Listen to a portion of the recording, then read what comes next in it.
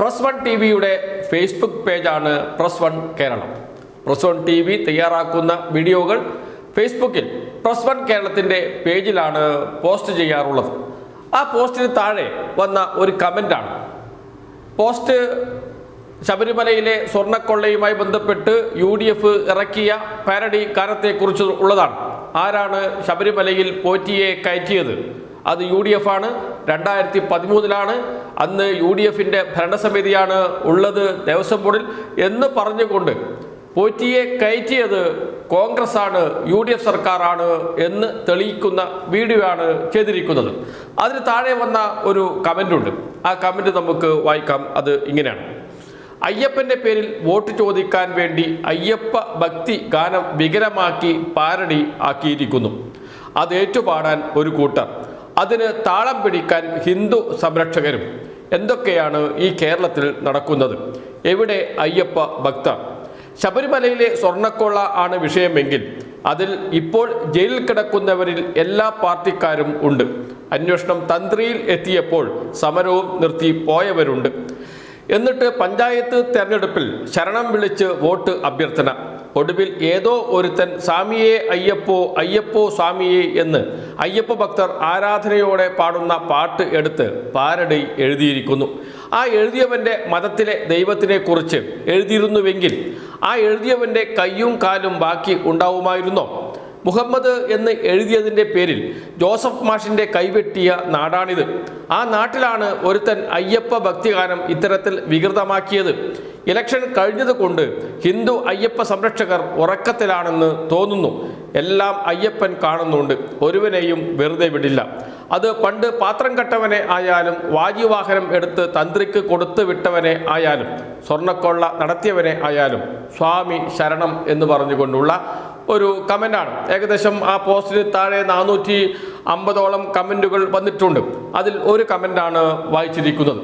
പാരഡിയാക്കി വികൃതമാക്കിയ ഈ അയ്യപ്പ ഗാനം എല്ലാവരും പാടുന്നതാണ്, എല്ലാവരുടെ മനസ്സിലുമുണ്ട്.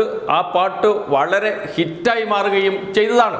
ഇപ്പോഴും ആ പാട്ട് കേൾക്കുകയും ആ പാട്ട് പാടുകയും ചെയ്യുന്നവരെ നമുക്ക് കാണാം. അയ്യപ്പ ഭജനകളിലുമൊക്കെ പ്രധാനപ്പെട്ട അയ്യപ്പ ഭക്തി ഗാനമാണ് ഈ പാട്ട്. അതിനെയാണ് പാരഡിയാക്കി മാറ്റി എഴുതിയിരിക്കുന്നത്. ഈ പ്രേക്ഷകൻ പറഞ്ഞതുപോലെ ജിതേഷ് മുതിരപ്പറമ്പിൽ എന്ന പ്രേക്ഷകനാണ് ഫേസ്ബുക്ക് പേജിൽ ഈ കമൻ്റ് ഇട്ടിരിക്കുന്നത്. അദ്ദേഹം പറഞ്ഞതുപോലെ ഇത് മറ്റേതെങ്കിലും മതത്തിൽപ്പെട്ട ദൈവത്തെക്കുറിച്ചാണ് എങ്കിൽ എന്തായിരിക്കും കേരളത്തിലെ അവസ്ഥ? നമ്മുടെ മുന്നിൽ ഒരു ഉദാഹരണമുണ്ട്, കൈവെട്ട് കേസ്.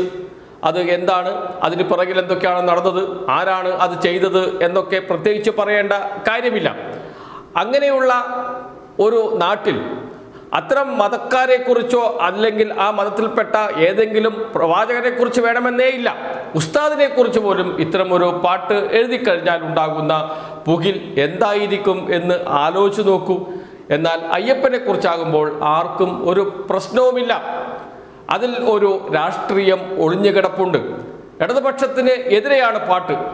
അതുകൊണ്ട് അയ്യപ്പനെ ഉപയോഗിച്ചാലും തെറ്റില്ല എന്ന് കേരളത്തിലെ BJP, ഹിന്ദു സംരക്ഷകർ, സംഘപരിവാറുകാർ, ഹിന്ദു ഐക്യവേദിക്കാർ, BJP നേതാക്കൾ, പ്രവർത്തകർ, ഹിന്ദു സംരക്ഷണത്തിനു വേണ്ടി പലപ്പോഴും രംഗത്തിറങ്ങാറുള്ള കോൺഗ്രസ്, എന്തിനേറെ പറയുന്നു, ശബരിമലയിൽ സമരമുണ്ടായ ഘട്ടത്തിൽ സമരത്തിന് ഇറങ്ങിയ മുസ്ലിം ലീഗ് പ്രവർത്തകർ ആരും ഒന്നും മിണ്ടുന്നില്ല. കേരളത്തിലെ മതേതര വിശ്വാസികളോ ഇതേക്കുറിച്ച് ഒരക്ഷരം പറയുന്നുമില്ല. ഇതാണ് സ്ഥിതി. ഇനിയിപ്പോൾ ശബരിമലയിലെ പോറ്റിയാണല്ലോ വിഷയം. പോറ്റിയെ കയറ്റിയത് ആരാണ് എന്ന ചോദ്യമാണ്. ആ ചോദ്യത്തിനുള്ള ഉത്തരം ഞാൻ ഒരു വീഡിയോയിൽ പറഞ്ഞിട്ടുണ്ട്. 2013 എന്ന കാര്യം, കോൺഗ്രസ് ഭരിക്കുന്ന സമയത്താണ് എന്ന്. അതുമാത്രമല്ല, കേരളത്തിലെ കോൺഗ്രസ് നേതാക്കൾക്ക് വലിയ ബന്ധമാണ് ഉണ്ണികൃഷ്ണൻ പോറ്റിയുമായി. എന്തിനേറെ പറയുന്നു, സോണിയാഗാന്ധി മുതൽ പത്തനംതിട്ട MP ആന്റണി വരെ, അടൂർ പ്രകാശാണ് മറ്റൊരു അടുത്ത സുഹൃത്ത്. അവരുടെ ഫോട്ടോകളൊക്കെ ഇപ്പോൾ സോഷ്യൽ മീഡിയയിൽ വൈറലായി മാറിയിട്ടുണ്ട്. ഉണ്ണികൃഷ്ണൻ പോറ്റി, അടൂർ പ്രകാശോടൊപ്പം നിൽക്കുന്ന ഒന്നിലധികം ഫോട്ടോകൾ. ആന്റണിയോടൊപ്പം നിൽക്കുന്ന ഒന്നിലധികം ഫോട്ടോകൾ, സോണിയാഗാന്ധിയുമായി നിൽക്കുന്ന ഫോട്ടോ, സോണിയാഗാന്ധിക്ക് ഉപകാരം കൊടുക്കുന്ന ഫോട്ടോ, കോൺഗ്രസിന്റെ പ്രധാനപ്പെട്ട നേതാക്കളുമായി ഒന്നിച്ചു നിൽക്കുന്ന ഫോട്ടോകളൊക്കെ ഇപ്പോൾ സോഷ്യൽ മീഡിയയിൽ വലിയ ചർച്ചയായി മാറുകയും ചെയ്തിട്ടുണ്ട്. ആരാണ് ജയിലിൽ കിടക്കുന്നത്? കോൺഗ്രസിന്റെ നേതാക്കളല്ലേ? കോൺഗ്രസിന്റെ ദേവസ്വം ബോർഡിലെ സംഘടനയുടെ നേതാക്കളല്ലേ ജയിലിൽ കിടക്കുന്നവർ? ജീവനക്കാർ രണ്ടുപേരുണ്ട് CPM ബന്ധപ്പെട്ടവർ. പക്ഷേ ഭൂരിപക്ഷവും കോൺഗ്രസിന്റെ സംഘടനാ ഭാരവാഹികളായിരുന്നവരാണ് ജയിലിൽ ഇപ്പോൾ കിടക്കുന്നത് എന്നതും ഒരു വസ്തുതയാണ്. ഇതെല്ലാം വിസ്മരിച്ചുകൊണ്ടാണ്, ഇതൊന്നും മാറ്റി വെക്കുകയോ അതല്ലെങ്കിൽ നമ്മുടെ മാധ്യമങ്ങൾ അതിന് പ്രാധാന്യം കൊടുക്കുകയോ ചെയ്യാതിരിക്കുകയും ഇത്തരം ഒരു പാട്ട് അത് ഹിറ്റാണ് എന്ന് പറഞ്ഞ് MP-മാർ MLA-മാർ എന്തിനേറെ പറയുന്നു പ്രധാനപ്പെട്ട കോൺഗ്രസിന്റെ BJP-യുടെ നേതാക്കൾ ഒന്നിച്ചിരുന്ന് ഈ പാരഡി ഗാനം പാടിക്കൊണ്ടിരിക്കുന്നു. പ്രേക്ഷകൻ പറഞ്ഞതുപോലെ, കമന്റ് ഇട്ട പ്രേക്ഷകൻ പറഞ്ഞതുപോലെ, ഇത് അന്യ മതത്തിൽപ്പെട്ട ആരുടേതെങ്കിലും ആയിരുന്നുവെങ്കിൽ, ഏതെങ്കിലും ഉസ്താദിനെ കുറിച്ച് അല്ലെങ്കിൽ ഏതെങ്കിലും ഒരു ബിഷപ്പിനെ കുറിച്ച് ആയിരുന്നുവെങ്കിൽ എന്തായിരിക്കും കേരളത്തിലെ ഇന്നത്തെ അവസ്ഥ? ചർച്ച, ആ ചോദ്യം പ്രസക്തമാണ്. കാരണം അയ്യപ്പനെ കുറിച്ച് ആർക്കും എന്തും പറയാം എന്നാണോ? ഈ ചോദ്യമാണ് ഇപ്പോൾ ഉയർന്നത്. DGPക്ക് പരാതി ലഭിച്ചിട്ടുണ്ട്. ആ പരാതി സംബന്ധിച്ച് പോലീസ് അന്വേഷിക്കുമോ ഇല്ലയോ എന്നതൊക്കെ മറ്റൊരു വിഷയമാണ്. പരാതി കിട്ടിയ സ്ഥിതിക്ക് പോലീസിന് അന്വേഷണം നടത്തേണ്ടി വരും.